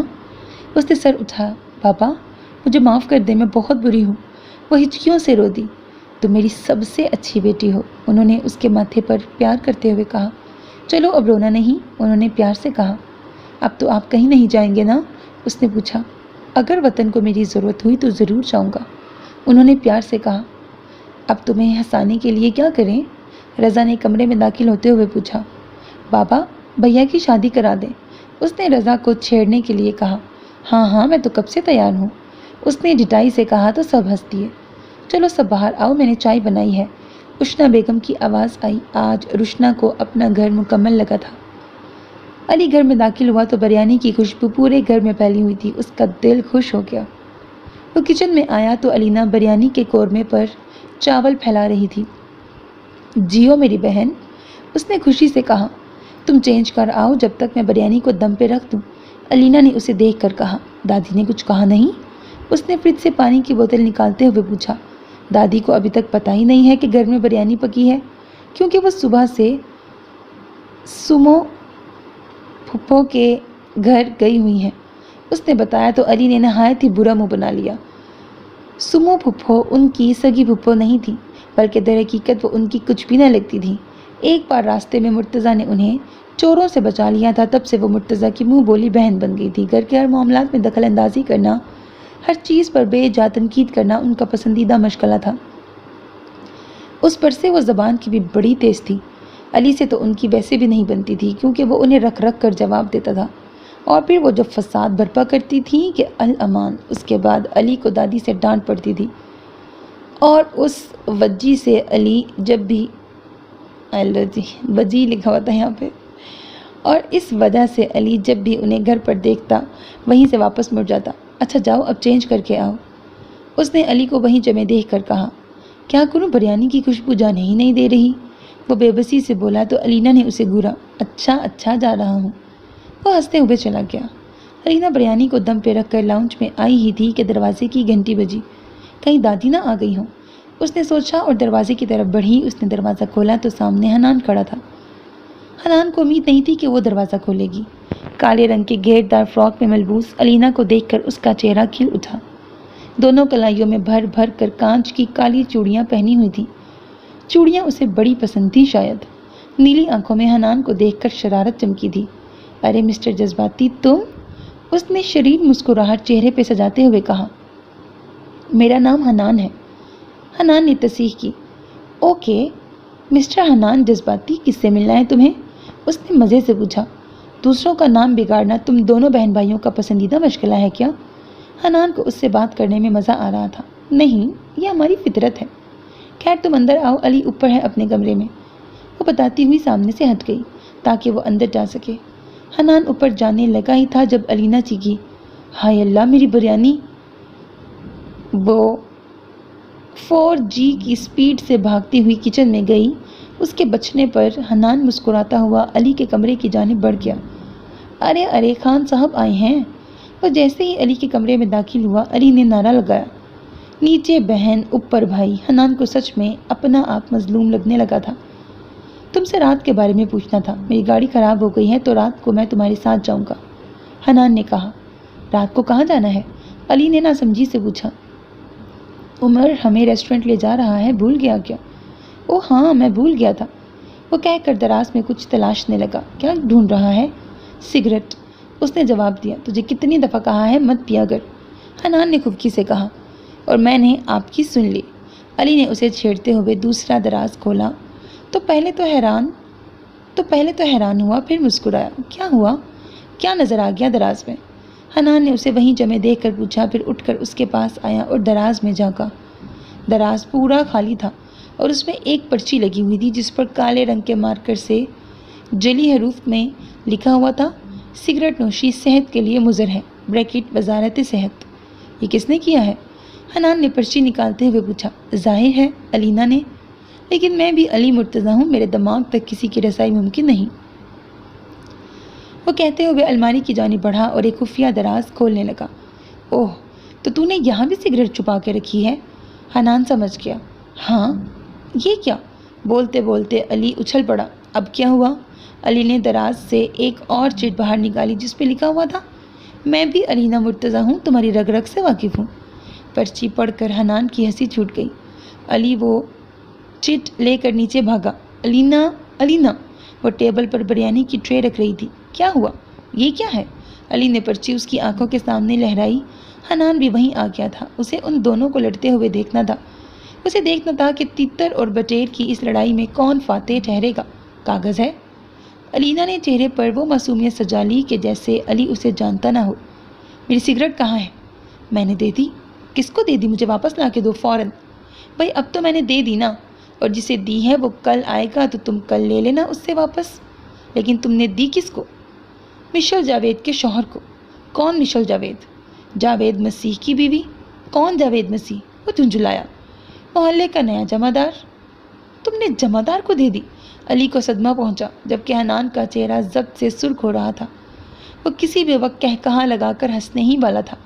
हाँ, और तुम आइंदा इस घर में सिगरेट लाए ना, तो मैं उन सब के साथ भी वही हशर करूंगी। उसने उंगली उठाकर वार्निंग दी। इससे पहले कि अली कुछ कहता, उसकी दादी व्हील चेयर घसीटते हुए अंदर दाखिल हुई। ओह शिट, दादी आ गई, अली ने परेशानी से कहा। दादी की नज़रें बिरयानी पे पड़ गईं। हाय, ये बिरयानी किसने बनाई मेरे मना करने के बावजूद? उन्होंने कड़ी नज़रों से उन दोनों को देखा। वो दादी, मैं आपको बताती हूँ, अलीना ने दादी को मुखातिब किया। कल मेरे ख्वाब में दादा आए थे। हैं? क्या कह रहे थे? दादी ने जल्दी से पूछा। वो यहीं इधर ही तख्त पर बैठे हुए थे। मैंने पूछा, दादा कुछ खाने को लाऊं? तो कहने लगे, नहीं बेटा, खाना खाने नहीं आया, बस तुम्हारी दादी को लेने आया हूँ, उन्हें बुला दो। उसकी बात सुनकर दादी उछल पड़ी। आय हाय, मुझे क्यों ले जाने लगे वो? अभी मेरी उम्र ही क्या है? दादी बेचारी तो परेशान हो गई, जबकि बाकी दोनों दम साधे अलीना की ऑस्कर अवार्ड जीत लेने वाली एक्टिंग देख रहे थे। वही तो दादी, मैंने उनसे यही कहा, लेकिन वो आपको ले जाने पर बज़िद थे। बड़ी मुश्किलों से इस शर्त पर माने कि आज तुम अपनी दादी को मेरी ख्वाहिश पर बिरयानी बनाकर खिलाओ, ताकि उन्हें याद रहे कि मैं उनका मरहूम शौहर उन्हें जन्नत में बड़ा याद करता हूँ। अलीना ने दुख भरे लहजे में कहा तो दादी ने आंसू पूछे, हाय कमबख्तो, अगर बिरयानी बना ही ली थी तो कोई और झूठ बोल देते। मेरे मरहूम शौहर पर क्यों इल्ज़ाम धर रहे हो? उनकी बात पर जहाँ अलीना का मुंह खुला था, वहीं अली और हनान के मुंह से हंसी का फवारा फूटा था। और तू क्या हंस रहा है? हैं? ये सब तेरा ही किया धरा है। उन्होंने अपनी लाठी अली के पाँव पे मारी, लेकिन वो ढीठ बना हंसता रहा। यकीनन आप ये सोच रहे होंगे कि दादी को लाठी की क्या ज़रूरत, क्योंकि वो व्हीलचेयर पर थी, लेकिन ये लाठी नुमा छोटा सा डंडा वो अली की बरवक्त मुरम्मत के लिए रखती थी। तुम दोनों कुछ भी कर लो, मुझे बेवकूफ़ नहीं बना सकते। चलो अब खाना खाओ सुकून से, वो कहती हुई वहाँ से चली गई। पता है खान साहब, सुबह कोई कह रहा था कि जहाँ अली की नहीं चलती वहाँ अलीना की चलती है। अली ने मुखातिब हनान को किया था, लेकिन चिढ़ाया उसने अलीना को था। तुम्हें तो मैं अभी बताती हूँ, अलीना कहती हुई अली को मारने लपकी, लेकिन वो भाग निकला। अब अली आगे आगे और अलीना पीछे पीछे थी। मैं जा रहा हूँ, दरवाज़ा बंद कर लेना, हनान ने हंसते हुए कहा, और उन दोनों को लड़ता छोड़कर बाहर निकल गया, जो अब कुशन से एक दूसरे की धुलाई करने में मसरूफ़ थे। नहीं हरीम, तुम्हें कोई गलत फहमी हुई होगी, हैदर ऐसा नहीं कर सकता। हमज़ा ने अपने सीने से लगी रोती हुई हरीम को समझाने की कोशिश की। उसने ऐसा किया है। देखो, अगर उसने सच में मेरी बहन को धोखा दिया है ना, तो मैं उसे छोड़ूंगा नहीं, लेकिन एक मर्तबा उसकी भी तो पूरी बात सुननी चाहिए ना। हमज़ा ने उसका सर सहलाया। जाओ पूछ लो उससे, वो इनकार नहीं करेगा। वो रोती हुई उससे अलग हुई। हमज़ा को दुख हुआ, पता नहीं हरीम के नसीब में इतने आंसू क्यों थे। अगले ही लम्हे उसे शदीद गुस्सा चढ़ा था। हैदर की हिम्मत कैसे हुई उसकी बहन को रुलाने की। वो उठ खड़ा हुआ। कहाँ जा रहे हो? उसे उठता देखकर हरीम ने पूछा। मैं हैदर से पूछने जा रहा हूँ कि अगर यही सब करना था तो मेरी बहन से शादी क्यों की। वो गुस्से से कहता बाहर निकल गया। हरीम को खौफ महसूस हुआ। हमज़ा गुस्से का तेज़ था और हरीम के मामले में कुछ ज़्यादा ही था। कहीं वो हैदर से झगड़ना न शुरू कर दे। अब हरीम को सही मानों में फ़िक्र हो रही थी। दूसरी तरफ हमज़ा हैदर के घर पहुंचा, जहां अरसलान, अली और हैदर घर के बाहर साथ ही खड़े थे। वो लोग आज उमर की तरफ से दी जाने वाली दावत में साथ जा रहे थे। हमज़ा उनके पास पहुंचा। ये सब क्या है? हमज़ा लाख गुस्से का तेज सही, लेकिन वो इतना जलाली नहीं था कि पूरी बात जाने बगैर ही उससे लड़ पड़ता। हाँ, लेकिन उसके चेहरे पर सख्ती ज़रूर थी। क्या सब? वो हैरान हुआ। ये मारिया का क्या किस्सा है? यार, ये सब अली का आइडिया था। उसे सब समझ आ गया। मतलब? उसने नासमझी से पूछा। देखो, हुआ ये कि मेरे निकाह से पहले हरीम ने, हैदर ने उसे सारी बात बता दी तो हमज़ा ढीला पड़ा। तो ये सब करने की क्या ज़रूरत थी? फजूल में गुस्सा दिला दिया मुझे। हमज़ा ने उसके पेट में घूंसा जड़ दिया। चल माफ़ कर दे, ऐसा नहीं करते तो हरीम ने सारी ज़िंदगी आज़र को नहीं भूलना था। हैदर हंसते हुए बोला, ये सब मेरी वजह से हुआ है। मैं ये मशवरा ना देता तो हरीम ने कभी ठीक नहीं होना था। अली ने फ़खरिया कहा। हाँ, तेरी वजह से मेरी बीवी मुझसे नाराज़ हो गई है। हैदर ने उसे घूरा। वैसे अली को किसी दिन जहर देकर मार देना चाहिए। ना रहेगा बांस, ना बजे की घंटी। आप समझ तो गए ही होंगे ये डायलॉग किसने बोला होगा। तो पहले तू पहले अपने मुहावरे दुरुस्त कर ले लंगड़े, अली ने उसे लताड़ा। लड़कों तैयार हो। उमर और हनान भी वहीं आ गए। हम तो तैयार हैं भाई, खवातीन का कुछ अता पता नहीं है, अरसलान ने जवाब दिया। किसने कहा हमारा अता पता नहीं है? हम भी तैयार हैं। शिफा की आवाज़ पर सबने मुड़कर देखा तो वो पांचों वहीं थी और बिल्कुल तैयार थी। हैदर ने देखा हरीम की आंखें सूजी हुई थी। चलो फिर निकलते हैं। वैसे अली, तुम अलीना को भी ले आते। उमर ने अली को मुखातिब किया। नहीं यार, उसे अपनी दोस्त के घर जाना था, इसीलिए नहीं आई, उसने जवाब दिया। बारी बारी सब गाड़ी में बैठने लगे। कुल 3 गाड़ियां निकली थीं वहां से। रेस्टोरेंट पहुंचकर सबने खुशगवार माहौल में खाना खाया, सिवाय हरीम के। उसे समझ नहीं आ रहा था कि हमजा घर से इतने गुस्से में निकला था, फिर अब हैदर से इतना हंस हंस कर कैसे बात कर रहा है। पता नहीं कौन सी पट्टी पढ़ा दी है हैदर ने उसे, हरीम ने दिल में सोचा। खाना खाने के बाद जब सब पार्किंग में आए तो सना ने अरसलान से गाड़ी की चाबी ले ली। हम सब लड़कियां एक ही गाड़ी में जाएंगी, सना ने कहा। पहुंचकर बता देना, हमजा को फिक्र हुई। अगर सही सलामत पहुंच गई तो ज़रूर बताएंगी। अली की ज़बान में खुजली हुई। बंदे की शक्ल अच्छी ना हो तो उसे बात अच्छी कर लेनी चाहिए। रोशना ने बुरा सा मुँह बनाया। अच्छा रोशन आरा, अपने बारे में क्या ख्याल है? अली ने पूछा। चलो बहस ख़त्म करो और घर चलो। उमर ने बहस ख़त्म करवाई। फिर तमाम लड़कियां अरसलान की गाड़ी में बैठ गईं, जो कि सना ड्राइव कर रही थी। हैदर, हमजा और अरसलान एक ही गाड़ी में थे जो हैदर की थी। वो लोग भी निकल गए थे। अब उमर, हनान और अली रह गए थे। वो लोग भी बस निकल ही रहे थे, लेकिन उमर की गाड़ी का टायर पंचर था। उमर नया टायर लगाने लगा, जब ही उसकी नज़रें पार्किंग में बैठे एक बूढ़े फ़कीर पे पड़ी, जिसके कपड़े मैले कुचैले और कहीं कहीं से फटे हुए थे। वो आंखें फाड़ कर उस फ़कीर को देखने लगा। तेरी सिगरेट तो बंद हो गई होगी। हनान और अली उमर की तरफ मतवज्जा न थे। हाँ ना, अलीना ने मना कर दिया सिगरेट पीने से, उसने मुंह बनाया। और तू राज़ी हो गया? हनान ने पूछा। बूढ़े फ़कीर के करीब किसी ने थैली में बंद हुआ ख़राब खाना फेंका। खाना हर तरफ बिखर गया। फ़कीर ज़मीन पर बिखरे खाने की जानिब बढ़ा। कैसे न होता राज़ी, एक ही तो बहन है मेरी, और वो भी इतने अरसे बाद मिली है मुझे, उसकी नहीं सुनूंगा तो किसकी सुनूंगा? अली के लहजे में बहन के लिए सिर्फ मोहब्बत थी। हनान कुछ कहना चाहता था, तभी उसकी नज़रें उमर पर पड़ी, जो किसी ट्रांस किसी कैफियत में उस फ़कीर के पास जा रहा था। उमर, हनान ने उसे आवाज़ दी, पर वो रुका नहीं। ये कहाँ जा रहा है? अली ने पूछा, और वो दोनों उसके पीछे गए। तब तक उमर उस फ़कीर के पास पहुँच चुका था, जो ज़मीन पर बिखरे चावलों को इकट्ठा कर रहा था। उमर ने उसके करीब बैठकर उसके कंधे पे हाथ रखा। फ़कीर ने चौंक कर सर उठाया और उमर को देखा। अब्बू? उमर के मुंह से निकलने वाले अल्फाज ने उसके पास आते हनान और अली के कदम जंजीर कर दिए। फ़कीर ने उसे गौर से देखा, लेकिन उसकी आंखों में शनासाई की रमक तक न थी। वो फिर से चावलों की तरफ मुतवज्जा हुआ और ज़मीन पे पड़े चावलों को मुट्ठी में भर के मुँह में डालने लगा। उमर होश में आया। अब्बू, ये क्या कर रहे हैं? छोड़ें इसे। उमर ने उनके हाथ से खाना छीन कर दूर फेंक दिया। कौन हो तुम? फ़कीर ने पूछा। आपने मुझे नहीं पहचाना?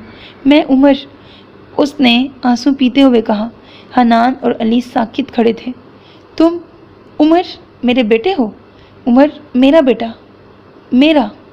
तुम उमर? वो बेरब्त गुफ्तगू कर रहे थे, लेकिन वो उमर को पहचान गए थे, और अगले ही लम्हे वो ज़मीन पर गिरकर बेहोश हो गए। काफ़ी अरसे से खाना ना मिलने की वजह से उनकी सेहत ख़राब हो चुकी थी। उनको शुगर भी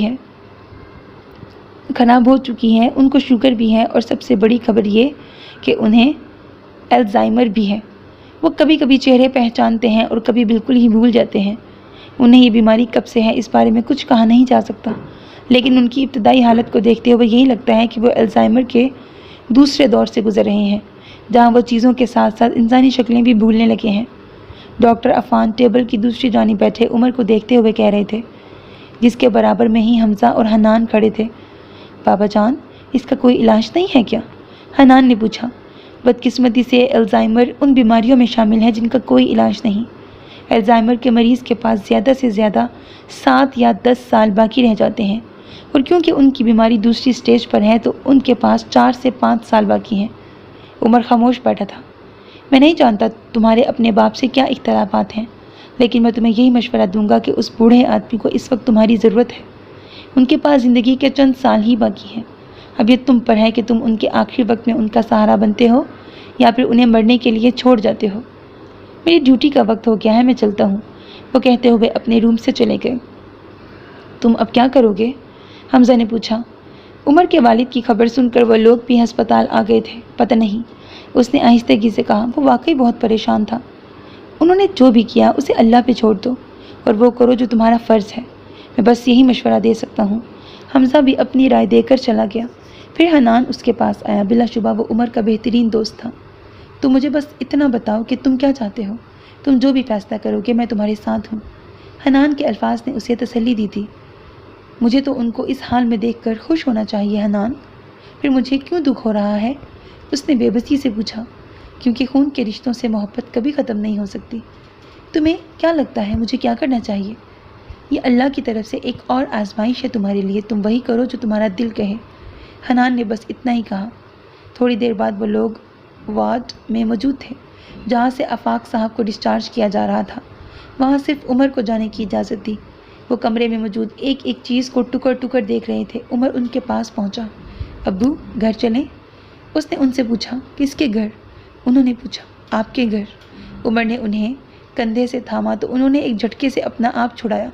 نہیں نہیں، میں اپنے گھر نہیں جاؤں گا، وہ مجھے مار دے گا، وہ مجھے مارے گا اور پھر سے گھر سے نکال دے گا۔ میں نہیں جاؤں گا وہاں، تم دور ہٹو مجھ سے، تم مجھے وہاں نہیں لے جاؤ۔ کون مارے گا آپ کو؟ کون نکالے گا گھر سے؟ اس نے حیرت سے پوچھا۔ میرا بیٹا فراز، وہ مارے گا مجھے اور کھانا بھی نہیں دے گا۔ میں نہیں جاؤں گا وہاں۔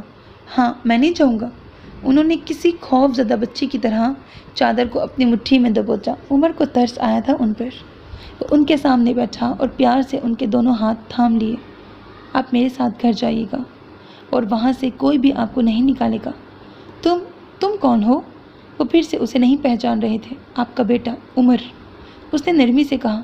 تم مجھے مارو گے تو نہیں؟ پتہ نہیں کیا ہوا تھا ان کے ساتھ جو وہ اتنا خوف زدہ تھے۔ نہیں، اس نے اپنے آنسو پیے تھے۔ تو پھر چلو۔ وہ اٹھنے لگے۔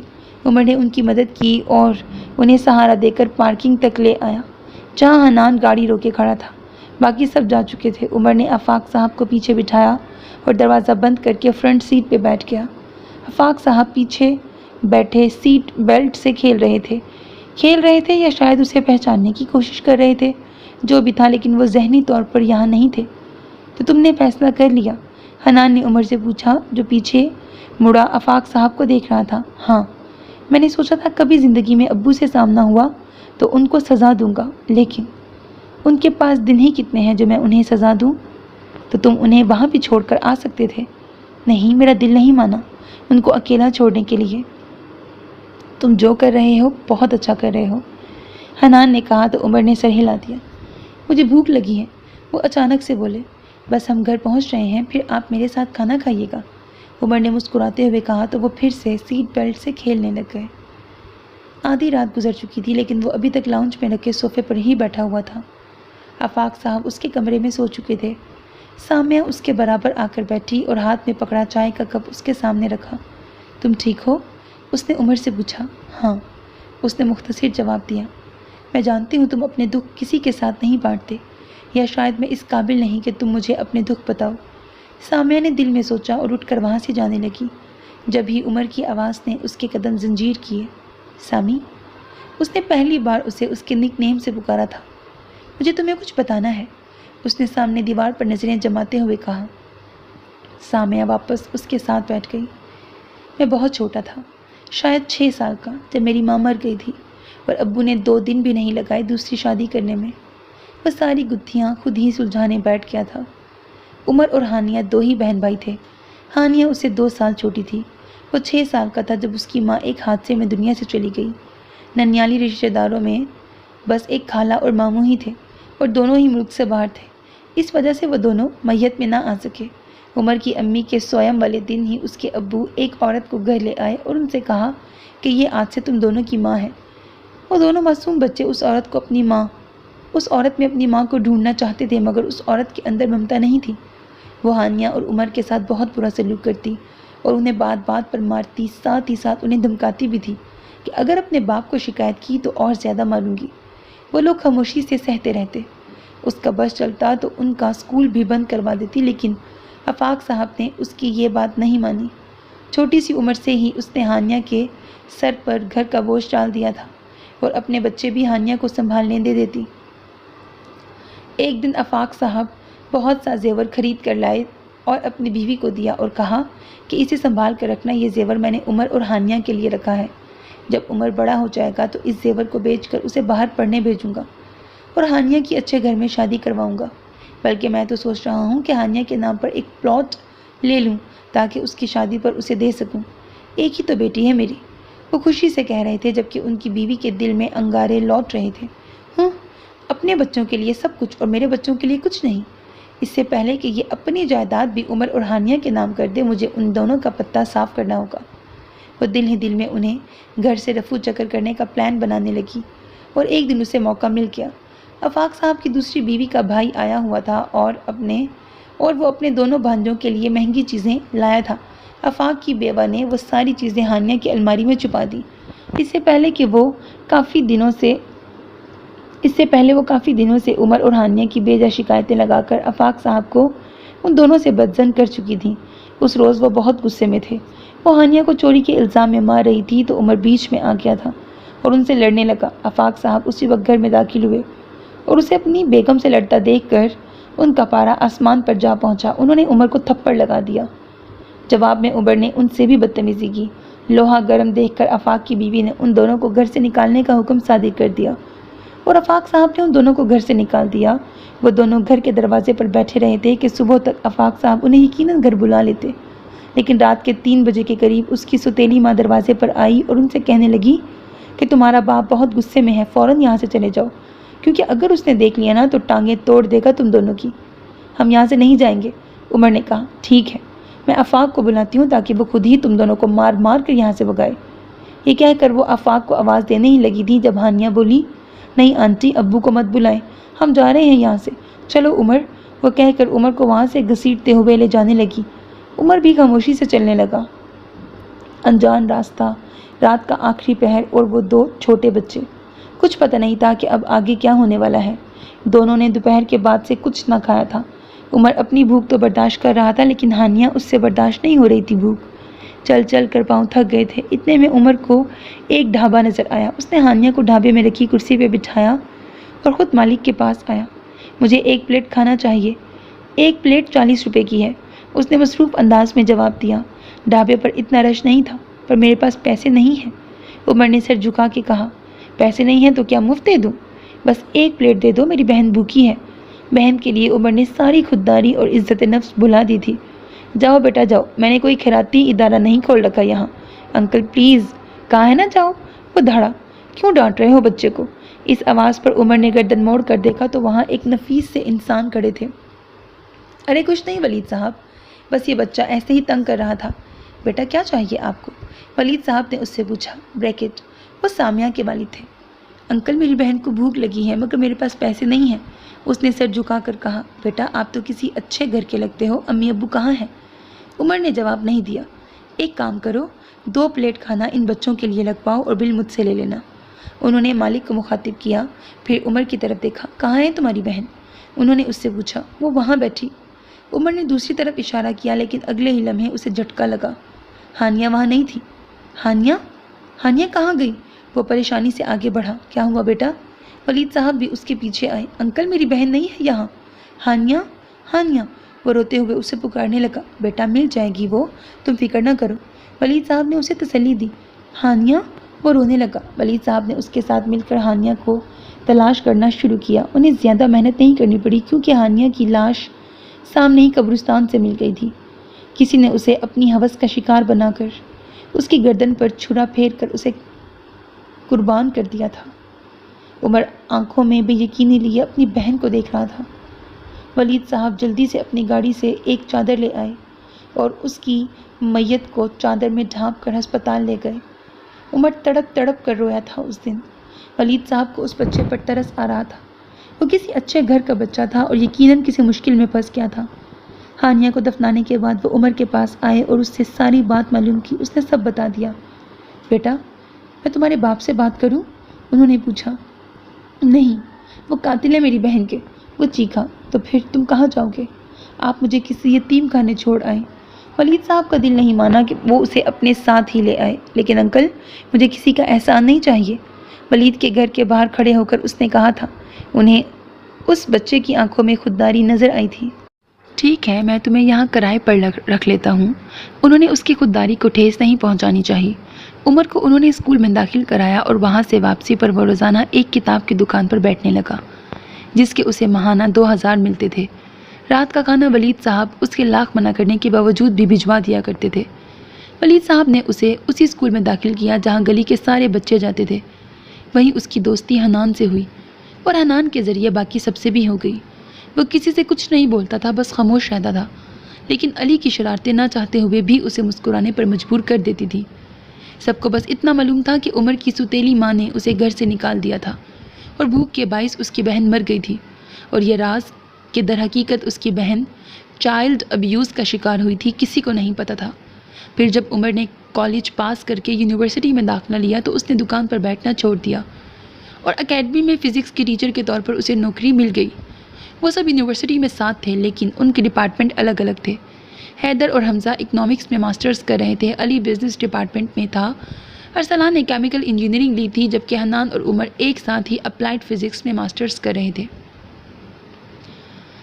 ڈپارٹمنٹس الگ ہونے کے باوجود وہ لوگ فارغ وقت میں یونیورسٹی میں ساتھ پائے جاتے تھے۔ ایک دن عمر قبرستان گیا ہوا تھا، حنان بھی اس کے پیچھے آ گیا تھا۔ اس دن اس نے پہلی بار عمر کو روتے ہوئے دیکھا۔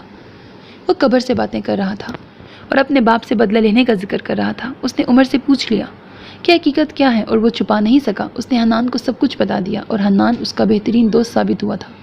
اس نے یہ راز آج تک اپنے سینے میں چھپایا ہوا تھا اور آج اس نے سامیہ کو بھی اس راز میں شریک کر لیا تھا، یعنی کہ وہ عمر کے دل میں وہ مقام حاصل کر چکی تھی جو عمر نے صرف چند ایک لوگوں کو ہی دیا تھا۔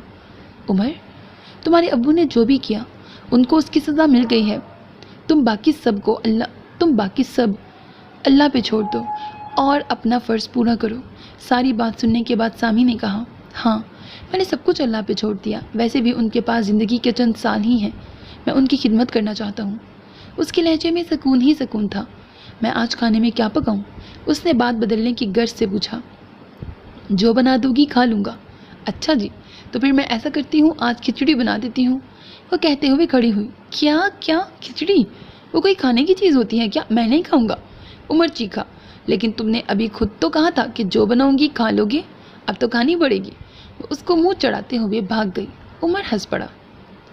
صبح وہ دیر سے اٹھا تھا کیونکہ اتوار کا دن تھا۔ ناشتہ کر کے وہ گلی میں آیا تو اسے حیرت کا شدید جھٹکا لگا۔ سب اپنے اپنے گھروں سے باہر پریشان کھڑے تھے۔ یہ صبح صبح یہاں کون سی کانفرنس ہو رہی ہے؟ وہ حیران سا گھر سے باہر آیا۔ کیا ہوا ہے انکل؟ علی نے گلی میں کھڑے حریم کے والد سے پوچھا۔ آ گئے تم؟ تمہارا ہی انتظار ہو رہا تھا۔ انہوں نے چہرے پر طنزیہ مسکراہٹ سجاتے ہوئے کہا۔ میرا؟ پر کیوں انکل؟ یہ بتاؤ آخر ہم نے تمہارا بگاڑا کیا ہے؟ کب جان چھوڑو گے ہماری؟ ڈاکٹر عفان نے پوچھا۔ پر انکل میں نے کیا کیا ہے؟ اس نے پریشانی سے پوچھا۔ کیا کیا ہے؟ وہ دیکھو، تمہارے علاوہ یہ حرکت اور کون کر سکتا ہے؟ انہوں نے اپنے گھر کے دروازے کی طرف اشارہ کیا تو علی نے بھی اس طرف دیکھا، لیکن دروازے پر نظریں حنان کے گھر کے دروازے پر گھر برائے فروخت کا پوسٹر چسپاں تھا۔ پوسٹر پر رابطے کے لیے حنان کے والد کا نمبر بھی جلی حروف میں لکھا ہوا تھا، لیکن یہ تو وہ کچھ کہنا چاہتا تھا کہ اس کی نظر گلی کے باقی گھروں کے دروازوں تک گئی اور یہ دیکھ کر تو چراغوں میں روشنی ہی نہ رہی کہ ہر گھر کے دروازے پر برائے فروخت کا پوسٹر گھر کے مالک کے فون نمبر کے ساتھ لگا ہوا تھا۔ پر یہ میں نے نہیں کیا۔ اچھا تو تمہارے علاوہ کوئی اور نمونہ بھی پایا جاتا ہے کیا؟ حمزہ کے ابو نے مسکراتے ہوئے پوچھا۔ اگر یہ شرارت تھی بھی تو بے ضرر تھی، اور وہ لوگ اتنا غصہ نہیں تھے اس پر۔ کیا پتہ کوئی جنات وغیرہ کا گزر ہوا ہو یہاں سے؟ علی نے بے نیازی سے کندھے اچکائے۔ بیٹا تمہارے ہوتے ہوئے کوئی جنات یہاں سے گزرنے کی غلطی کر بھی نہیں سکتے، حیدر کے والد بولے۔ ویسے علی یہ کارنامہ تو نے کس وقت انجام دیا؟ کیوں رات تک تو ہمارے ساتھ ہی تھا؟ حنان بولا۔ میرے بھائیوں اور ان کے ابا حضوروں، یہ کارنامہ میں نے انجام نہیں دیا، کیونکہ اگر میں نے یہ کیا ہوتا تو صرف آپ سب کا نمبر نہیں لکھتا بلکہ کسٹمر کو یہاں لا کر گھر کو بیچ بھی دیتا۔ قسم لے لیں یہ میں نے نہیں کیا۔ علی نے شرافت سے کہا تو سب ہنس پڑے۔ تو پھر کس نے کیا؟ آپ کے علاوہ کون سا گنڈا رہتا ہے یہاں؟ حنان نے پوچھا۔ جس نے بھی کیا خان صاحب، آپ اس کی فکر نہ کریں، میں اسے دیکھ لوں گا۔ اور uncles really sorry for that. اگر تم نے نہیں کیا تو سوری کیوں بول رہے ہو؟ ڈاکٹر مہتاب نے پوچھا۔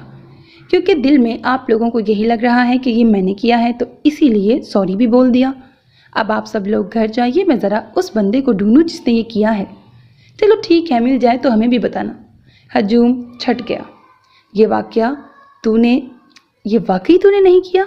حنان نے پوچھا، لیکن علی جواب دینے کی بجائے اپنے گھر کی طرف بھاگا۔ ابے کہاں جا رہا ہے؟ حنان نے پوچھا، پھر کندھے اچکاتے ہوئے وہاں سے چلا گیا۔ گھر میں داخل ہو کر علی اس کے سامنے جا رکا جو صوفے پر سکون سے بیٹھی چائے پی رہی تھی۔ سامنے نگٹس کی پلیٹ رکھی ہوئی تھی۔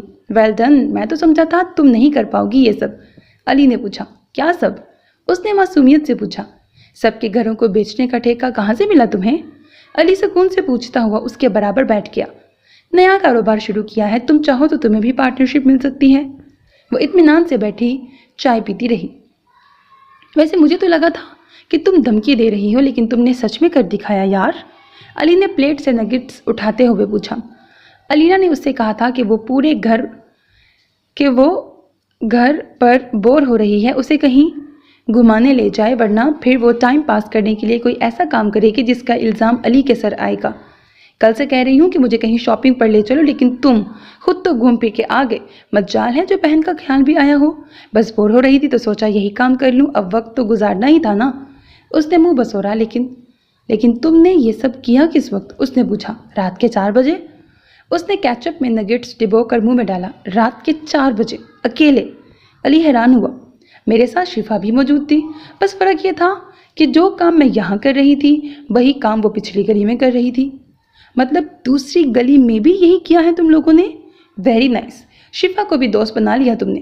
اس نے نگٹس کی ساری پلیٹ کھا لی تھی۔ علی، جب تجھے اندازہ تھا کہ یہ کام علینا نے کیا ہے تو باہر اتنی اداکاری کرنے کی کیا ضرورت تھی؟ لاؤنج کے دروازے پہ کھڑے حنان نے کہا۔ وہ جانے وہاں کب آیا تھا؟ کیونکہ کسی نے یقین نہیں کرنا تھا کہ یہ کام علینا نے کیا ہے۔ خیر، آئیے خان صاحب، آپ بھی ناشتہ کریں۔ علی نے حنان کو آفر کی۔ نہیں، میں چلتا ہوں، یہ بتانے آیا تھا تجھے کہ میں حمزہ کی طرف جا رہا ہوں، وہیں آ جانا، وہاں سے عمر کی طرف چلیں گے۔ وہ جانے کے لیے مڑ گیا۔ علی نے اسبات میں سر ہلایا۔ پتہ نہیں یہ تینوں اور کیا کریں گے۔ حنان نے جھرجھری لی اور آگے بڑھ گیا۔ تھوڑی دیر بعد ارسلان، حنان، حیدر اور علی عمر کے گھر پر موجود تھے۔ عمر آفاق صاحب کو سوپ پلا رہا تھا اور وہ عمر کے موبائل سے کھیل رہے تھے۔ اس کے چہرے پر ڈھیروں اطمینان تھا۔ حمزہ نہیں آیا؟ عمر کو حمزہ کی کمی محسوس ہوئی۔ نہیں، وہ کسی کام سے باہر گیا ہوا ہے، سوچ رہا ہوں واپسی پر اس کے گھر چلتے ہیں۔ حیدر نے کہا۔ بھائی، تجھے اپنی بیوی سے ملنا ہے تو اکیلے جانا، ہم سب کو ساتھ میں کیوں لے کے جا رہا ہے؟ علی کی بات پر وہ خجل ہوا تھا۔ میں تو ایسے ہی کہہ رہا تھا، میں تو سوچ رہا ہوں آج گلی میں کرکٹ کھیلتے ہیں، ارسلان نے مشورہ دیا۔ لیکن تو کیسے کھیلے گا لنگڑے؟ علی نے پوچھا۔ تیرا اور کوئی کام ہے دوسروں کی ٹانگیں کھینچنے کے علاوہ؟ اس نے بیزاری سے پوچھا۔ اور بھی بہت سے کام ہیں، کبھی اکیلے میں آؤ پھر بتاؤں گا۔ خیر، آپ سنائیں کیسے ہیں انکل؟ علی نے آفاق صاحب سے پوچھا۔ انہوں نے سر اٹھا کے اسے دیکھا۔ تم کون؟ انہوں نے پوچھا۔ میں آپ کے بیٹے کا جگری یار۔ علی نے اپنا تعارف کرایا۔ کون سا بیٹا؟ وہ حیران ہوئے۔ یہ عمر ہے نا آپ کا بیٹا؟ میری تو ابھی شادی نہیں ہوئی اور تم میرے بیٹے سے بھی مل لیے؟ ان کی بات پر جہاں عمر سمیت سب ہنسے تھے وہی علی گرتے گرتے بچا تھا۔ کیسی باتیں کر رہے ہیں انکل؟ اب تو آپ کے بیٹے کی شادی بھی ہو گئی ہے، بس ولیمہ رہتا ہے۔ ہیں؟ کس کا ولیمہ؟ انہوں نے پوچھا۔ عمر کا۔ کون عمر؟ آپ کا بیٹا۔ تم میرے بیٹے کو کیسے جانتے ہو؟ ارے انکل، ابھی تو بتایا ہے کہ میرا دوست ہے وہ۔ لیکن تم کون؟ علی کا سر گھوم کے رہ گیا۔ سب ہنس ہنس کر دوہرے ہو رہے تھے۔ سو میرے عزیز listeners, this was the end of this episode. Hope that you like it. اپنا بہت خیال رکھیے گا نیک تمناؤں کے ساتھ۔ اللہ حافظ۔